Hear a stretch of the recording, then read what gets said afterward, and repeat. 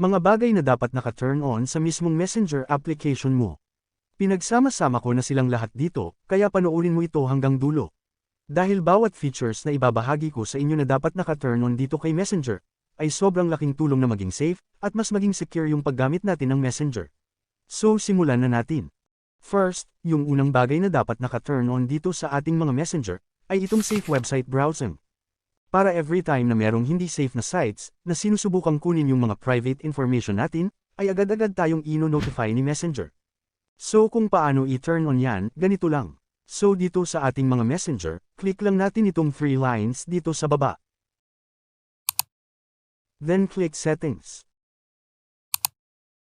Tapos dito, hanapin lang natin ang Privacy and Safety, so click lang natin yan. Tapos ayan, makikita na natin itong Safe Website Browsing, so click na natin siya. Then i-make sure lang natin na naka-turn on siya. Then punta na tayo sa pangalawa na dapat naka-turn on dito sa ating mga Messenger. So eto naman yung Protect IP Address in Calls. Sobrang useful nito mga idol, dahil during video call, sa mga hindi nakakaalam, ay pwedeng ma-access yung ating mga IP address. At alam naman natin na ang mga IP address ay naglalaman yan ng ating mga personal details, tulad ng location, at internet identification.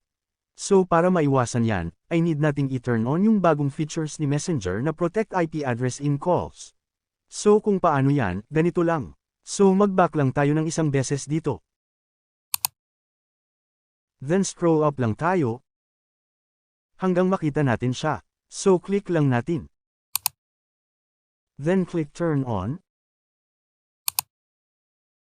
Automatic, mate-turn on na yan. Then kapag okay na yan, ay punta na tayo sa pangatlong features ni Messenger na dapat naka-turn on. So eto naman yung Your Devices, or Key Change. Sobrang useful din ito mga idol, dahil once na nilagin sa ibang devices yung ating mga Messenger account, ay manonotify tayo galing mismo kay Messenger.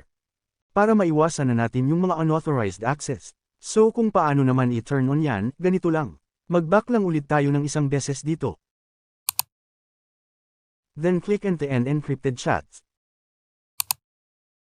Then click Security Alerts. Then click Manage Security Alerts. Then dito na mga idol, i-make sure lang din natin na naka-turn on siya. Then kapag okay na yan, punta na tayo sa pang-apat na features na dapat naka-turn on dito kay Messenger. So eto naman yung uplock. Alam nyo ba na pwede na nating lagyan ng password itong mismong mga Messenger application natin?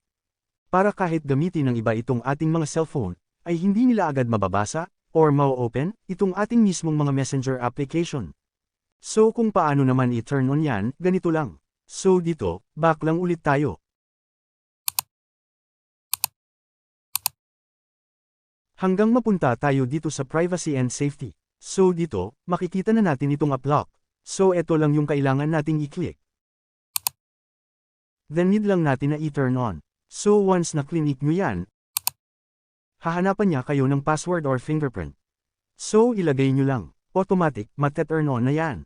Then kapag okay na ulit yan, punta na tayo sa panglimang features ni Messenger na dapat naka-turn on. So ito naman yung typing indicator. Bagong features ito ni Messenger. Na indication na makikita na natin kung nagta-type yung ating mga ka-chat dito sa ating mga Messenger. So kung paano i-turn on yan, ganito lang. So dito, back lang tayo, hanggang mapunta tayo sa ating mga ka-chat. Tapos dito, i-click nyo lang yung ka-chat nyo, na gusto nyong makita yung typing indicator, tuwing nagta-type sila. Tapos dito, click nyo lang itong kanyang profile.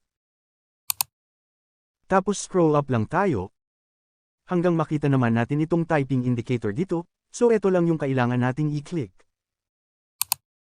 Then i-make sure lang din natin na naka-turn on siya.